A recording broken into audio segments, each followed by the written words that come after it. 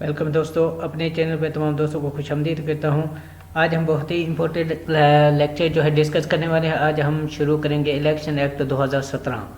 इससे पहले जो मैंने इलेक्शन 2017 के मतलब जो MCQ अपलोड किए थे वो सिर्फ इस मकसद के लिए किए थे कि ताकि पता चल सके कि पेपर्स में किस किस्म के जो है ना क्वेश्चन आ सकते हैं या किस किस्म के क्वेश्चन पूछे जा सकते हैं। तो आज हम इलेक्शन एक्ट 2017 का जो वो चैप्टर वाइज शुरू करेंगे। हर चैप्टर में जो भी इंपॉर्टेंट क्वेश्चन होंगे वो आज हम इसमें डिस्कस करेंगे। उम्मीद है कि ये लेक्चर आपको पसंद आएंगे। किसी भी क्वेश्चन की सूरत में आप मुझे कमेंट कर सकते हैं, मुझे व्हाट्सअप कर सकते हैं। तो आज हम शुरू करेंगे इलेक्शन एक्ट 2017 का चैप्टर नंबर 1। ठीक है, इस चैप्टर में जो है चैप्टर नंबर 1 वैसे जो है ये प्रिलिमिनरी है। इसमें जो है ये ज़्यादातर डेफिनेशन से रिलेटेड है। ठीक है, तो डेफिनेशन से रिलेटेड बहुत ही इम्पोर्टेंट जो इसका सेक्शन है एक्ट 2017 का वो है सेक्शन नंबर 2। ठीक है, तो क्वेश्चन ये इस तरह अक्सर पूछा जाएगा कि section 2 of the elections act 2017 provides. ठीक है, इलेक्शन एक्ट 2017 जो है वो हमें क्या प्रोवाइड करते हैं या वो किसके साथ डील करते हैं। तो इसमें आता है सेक्शन नंबर 2 में ज़्यादातर आती है डेफिनेशंस। ठीक है, ये डेफिनेशंस का मतलब ये है कि इस एक्ट में जो भी चीज़ बयान की गई है वो according to this act to be considered, माने इसके मुताबिक जो इसकी डेफिनेशन है, ये लफ्ज़ जहाँ भी ये लफ्ज़ या ये जो है किसी की भी डेफिनेशन है ये इस एक्ट में जिस जगह पे भी इस्तेमाल होगी तो इसका मीनिंग यही कंसीडर किया जाएगा। इसका मतलब इस डेफिनेशन का मतलब ये है कि जो चीज़ जिस तरह है इस एक्ट में बयान की गई वो ऐसे ही कंसीडर की जाएगी किसी भी जगह पे, किसी भी डिसीजन में या किसी भी प्लेस पे आप इसको इस्तेमाल करना चाहें। तो ये इम्पोर्टेंट क्वेश्चन है कि section 2 of the election act provides that. ठीक है, तो ये हमें डेफिनेशंस प्रोवाइड करता है। अगला क्वेश्चन है हमारे पास कि आलिम मीन्स। ठीक है, ठीक है, ये अब इस डेफिनेशन है कि अगर इलेक्शन एक्ट में पूछा जाता है कि एक आलिम कौन होता है, ठीक है, या एक आलिम का क्या मतलब है, तो आलिम की डेफिनेशन आप देख लें। इस एक्ट के मुताबिक ये है कि आलिम means a Muslim scholar who holds a degree और ए सनद requiring conclusion of at least 16 years of education recognized by the higher education commission। ठीक है, ये है आलम की नंबर 1 डेफिनेशन। ये है कि उसके पास जो है या तो डिग्री होनी चाहिए या सनद होनी चाहिए, कम से कम 16 साल एजुकेशन उसने पास की हुई हो, और ये जो एजुकेशन जो है ये बाकायदा हायर एजुकेशन कमीशन रिकग्नाइज भी होनी चाहिए। ये डिग्री या ये सनद जो है ये रिकग्नाइज भी होनी चाहिए HEC से। ये नंबर 1 था। नंबर 2 ये है कि आलम की जो होगा वो ये भी होगा कि has at least 20 years experience as a teacher और a researcher in field relating to the principles and philosophy of Islam and Islamic law.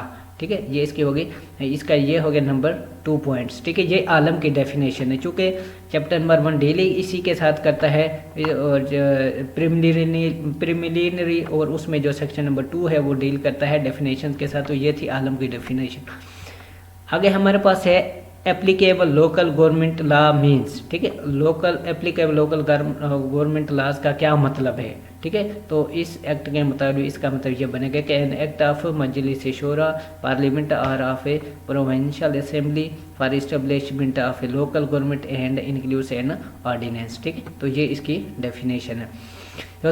दूसरा मैं ये भी बताता चलूँ कि मैंने इसमें तमाम इम्पोर्टेड जो है ना डेफिनेशन जो है जो कि पेपर पॉइंट ऑफ व्यू से इम्पोर्टेड वो डाली है। ठीक है, हर पॉइंट मैंने इसमें डिस्कस नहीं किया, सिर्फ इम्पोर्टेड चीज़ें मैंने ली है, ये आप देख लें। अगला है हमारे पास कि व्हाट मीन बाय इलेक्शन। ठीक है, बाय इलेक्शन का क्या मतलब है, कैंडिडेट का क्या मतलब और कोड मीन्स का क्या मतलब है। ठीक है, ये तीनों चीज़ों का एक ही क्वेश्चन में मैंने जिक्र कर दिया है कि इसमें आपने बताना है कि बाय इलेक्शन की डेफिनेशन क्या है, कैंडिडेट की डेफिनेशन क्या है और कोड की डेफिनेशन क्या है। तो ये नंबर 1 है हमारे पास के बाय इलेक्शन का मतलब होता है जी an election to fill a casual vacancy. ठीक है, किसी भी कैजुअल वैकेंसी को फिल करने के लिए जो इलेक्शन हेल्ड होते हैं उसको हम कहते हैं बाय इलेक्शन। इसके बाद है candidate, a person proposed and seconded as a candidate for or seeking election as a member. ठीक है, ये होगी कैंडिडेट की डेफिनेशन। आगे है code means code of criminal procedure 1898 act of 1898, बहुत ही इंपॉर्टेंट है, इसको आपने याद रखना है। अगला हमारा क्वेश्चन है कि कमीशन एंड कमिश्नर मीन, ठीक है, कमीशन और कमीशन का क्या मतलब है। तो इसकी डेफिनेशन देखना है। The election commission of Pakistan constituted under article 28, तो इसको मैंने हाईलाइट कर दिया है। यह है कमीशन का मतलब। कमीशन का मतलब है कि election commission of Pakistan constituted under article 218, election commission of Pakistan को आयन के आर्टिकल 218 के तहत कायम किया गया, ठीक है, कायम किया गया था। इसके बाद है commissioner, the chief election commissioner appointed under article 213 and includes an acting chief election commissioner appointed under article 217, ठीक है। कमिश्नर से अगर कोई पूछा जाए कि कमिश्नर का क्या मतलब है, कमिश्नर कौन होता है, तो ये कहलाता है जी चीफ इलेक्शन कमिश्नर। कि चीफ इलेक्शन कमीशन को अपॉइंट किया जाता है आइन के आर्टिकल 213 के मुताबिक। इसके साथ इसके मीनिंग में ये भी शामिल है कौन लफ्ज़ एक्टिंग चीफ इलेक्शन कमिश्नर, और जो एक्टिंग चीफ होता है उसको अपॉइंट किया जाता है आइन के आर्टिकल 217 के तहत। ये ऑलरेडी मैंने चीज़ें MCQs में तमाम चीज़ें जो थी वो मैंने कुछ इम्पोर्टेंट चीज़ें लेकर कुछ MCQs के 3-4 लेक्चर मैंने बना दिए थे।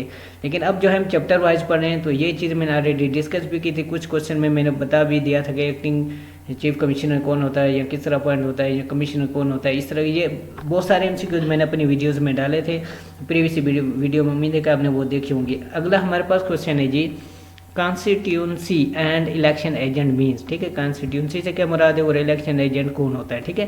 तो नंबर 1 है कॉन्स्टिट्यूंसी, एक constituency delimited under this act, ठीक है। कोई भी कॉन्स्टिट्यूंसी है, कॉन्स्टिट्यूंसी में मैं आपको बता दूं कि उसमें क्या होता है, एक हल्का जो भी इलेक्शन कमीशन एक नॉमिनेट कर लेता है, ठीक है। तो वो क्या है, वो एक डिस्ट्रिक्ट भी हो सकती है, एक तहसील भी हो सकती है, या उसमें बहुत सारे इलाके मिला के एक कॉन्स्टिट्यूंसी बनती है, ठीक है। एक कॉन्स्टिट्यूंसी जिसको डिलिमिट किया जाता है इस अंदर इस एक्ट के तहत, इसको हम कॉन्स्टिट्यूंसी कहते हैं। इसके बाद है election agent, a person appointed by candidate as his election agent under this act, and where no such appointment is made, the candidate acting as his own election agent, ठीक है। ऐसा शख्स जिसको कैंडिडेट नॉमिनेट करता है, ठीक है, अपने एजेंट के तौर पर, तो उसको हम कहते हैं एजेंट, इलेक्शन एजेंट। अगर वो नहीं सिलेक्ट करता कैंडिडेट जो है इलेक्शन लड़ता है, जो बंदा इलेक्शन लड़ता है उसको कैंडिडेट कहते हैं, ठीक है। अगर कैंडिडेट जो है बंदा नॉमिनेट नहीं करता तो फिर वो खुद ही एक इलेक्शन एजेंट के तौर पर भी काम करेगा, ठीक है, जो हम उसको इलेक्शन एजेंट कहेंगे। Election observer and election programme mean, ठीक है। इलेक्शन ऑब्जर्वर क्या होता है और इलेक्शन प्रोग्राम का क्या मतलब है। तो इलेक्शन ऑब्जर्वर का मतलब है कि a person authorise by the commission to observe the conduct of an election, ठीक है। एक शख्स को अगर कमीशन जो है नॉमिनेट करता है या उसको अथोराइज करता है कि आप ये चेक करें कि कंडक्ट ऑफ इलेक्शन कैसा है, ठीक है, कैसा हुआ है या कैसे होना चाहिए, ठीक है, ये इसको हम कहते हैं इलेक्शन ऑब्जर्वर कहते हैं। इलेक्शन प्रोग्राम मीन्स होता है election programme notified by the commission under this act, ठीक है। किसी भी प्रोग्राम को अगर कमीशन जो है नोटिफाई कर देता है एक्ट 2017 के अंदर, तो फिर वो कहलाएगा इलेक्शन प्रोग्राम, ठीक है।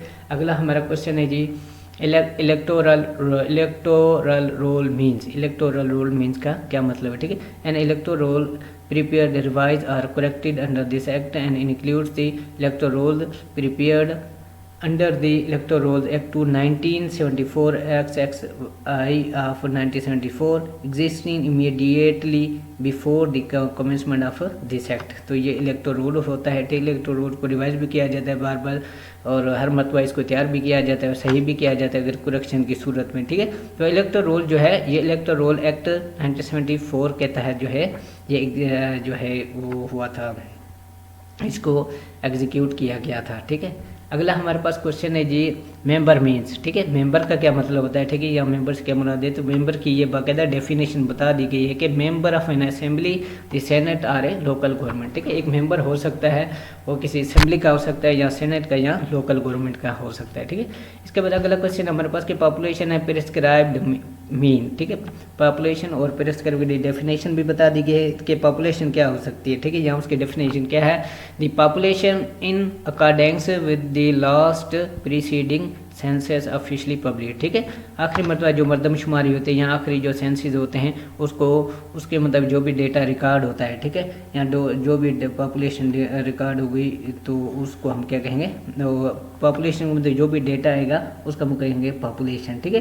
मैंने जो सेंसस के मुताबिक सेंस इलेक्शन होने से पहले जो भी सेंसेस होते हैं, ठीक है ना, उसके मुताबिक जो भी डेटा वो देंगे कि जी ये हमारा है, तो वो हमारी पॉपुलेशन के, वो डेटा हमारे लिए हमारी पॉपुलेशन कहलाएगा, ठीक है।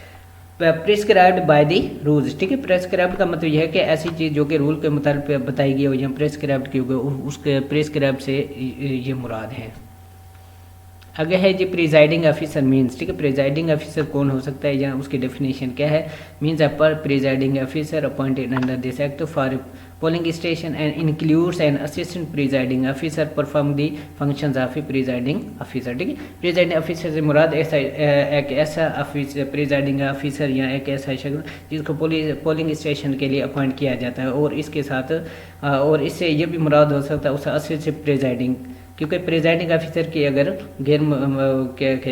अब्सेंट में अब्सेंसी में, ठीक है, या अब्सेंट होने की सूरत में, तो असिस्टेंट प्रिजाइडिंग ऑफिसर जो है वो एज ए प्रिजाइडिंग ऑफिसर काम करेगा, ठीक है। तो प्रिजाइडिंग ऑफिसर में दोनों इंक्लूड हो सकते हैं, ठीक है, प्रिजाइडिंग ऑफिसर भी और असिस्टेंट प्रिजाइडिंग ऑफिसर भी, जो कि प्रिजाइडिंग ऑफिसर के काम करते हैं उसको कहते हैं असिस्टेंट प्रिजाइडिंग ऑफिसर। आगे है हमारा ये provisional rules and section means, ठीक है। इनका क्या मतलब है, रूल्स के क्या मतलब, सेक्शन के क्या मतलब, रेंज का क्या मतलब, ठीक है। हाँ, प्रोविजनल का मतलब होता है अनऑफिशियल एंड नॉट फाइनल, ठीक है, ये वाज़ी इसकी डेफिनेशन, ठीक है। रूल्स का मतलब है rules made under this act, और सेक्शन का मतलब क्या है, सेक्शन ऑफ दिस एक्ट, इस एक्ट का जो भी सेक्शन होगा उसको सेक्शन ही कहेंगे, ठीक है, जैसा 1 2 3 4 5 जो भी हो गया, ठीक है। रजिस्ट्रेशन ऑफिसर मीन्स, ठीक है, इसी तरह जिस तरह हमने प्रिजाइडिंग ऑफिसर पढ़ा, इसी तरह रजिस्ट्रेशन ऑफिसर होता है, ठीक है। ए registration officer appointed under this act and includes an assistant registration officer perform the functions of A registration officer, ठीक है, ऑलरेडी डिस्कस हो चुका है। आगे है हमारे पास रिटर्न कैंडिडेट मीन्स, ठीक है, a candidate who has been declared elected as a member under this act, तो इसको हम कहते हैं रिटर्न कैंडिडेट।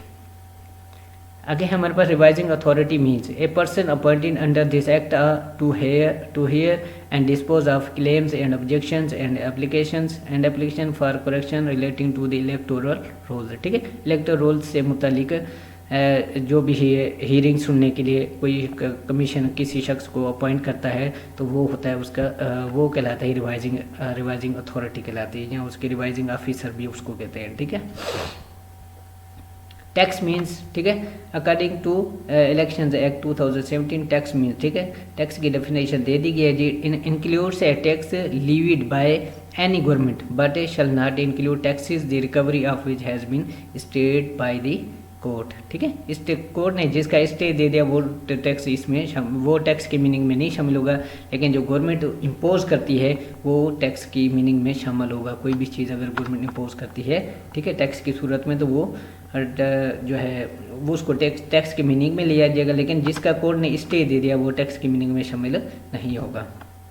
आगे हमारे पास वैलिडली नॉमिनेटेड कैंडिडेट, ठीक है, एक candidate whose nomination paper has been accepted, ठीक है, ये होगा वैलिडली नॉमिनेटेड कैंडिडेट, जिसके पेपर उसने पेपर इलेक्शन के लिए सबमिट किया और उसके पेपर एक्सेप्ट हो गए, तो इसको कहते हैं वैलिडली नॉमिनेटेड कैंडिडेट। आगे हमारे पास है जी क्वेश्चन के वोटर मीन्स, ठीक है। अब वोटर की दो सेंस में मीनिंग ली जाती है, ठीक है। एक है मैंने हाईलाइट किया हुआ है, in relation to an assembly और a local government a person who is enrolled as a voter on the electoral roll of any electoral area in a constituency, ठीक है, ये हो गया। इसके कोई भी वोटर वो शख्स हो सकता है असेंबली के हवाले से या लोकल गवर्नमेंट के हवाले से जो कि जो कि नॉमिनेट हो चुका है या जिसका नाम जो इलेक्टोरल रोल में शामिल हो गया है, उसके इलाके से या इलेक्टोरल एरिया में उसका जहाँ पे इसका जो है इसका इलेक्टोरल एरिया बनता है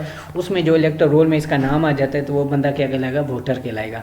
इसके बाद है जी voter means in relation to the Senate a person who for election to a seat from a province a member of the provincial assembly, ठीक है। अगर प्रोविंस के हिसाब से है तो वो प्रोविंशियल असेंबली का मेंबर होना चाहिए। फॉर इलेक्शन और 2 seats from the Islamabad capital territory is a member of the national assembly. ठीक है, अगर वो इलेक्शन लड़ रहा है कैपिटल फेडरल गवर्नमेंट के मतलब सेंट्रल की तरफ से या इस्लामाबाद कैपिटल टेरिटरी से, तो फिर वो मेंबर होना चाहिए नेशनल असेंबली का। ठीक है, अगर वो इलेक्शन लड़ रहा है for election to a seat from the federal administered tribal area is a member of the national assembly elected from the federally administered tribal area. ठीक है, अगर वो फाटा का मेंबर है और फाटा की सीट पर लड़ना चाहता है तो फिर वो फाटा ही से नेशनल असेंबली का मेंबर होना चाहिए और फाटा ही से नॉमिनेट होना चाहिए। ठीक है, this is the end of video, thanks for watching. ठीक है, गॉड ब्लेस टू ऑल। ठीक है, किसी भी क्यूरी की सूरत में आप मुझे व्हाट्सअप कर सकते हैं। ठीक है, ये हमारा था चैप्टर नंबर 1। चैप्टर 1 में हमने ज़्यादातर वो चीज़ें डिस्कस की हैं जिनकी डेफिनेशन जो है इस एक्ट के तहत दी गई है, एक्ट 2017 के तहत दी गई। उम्मीद है कि ये वीडियो आपको पसंद आई होगी।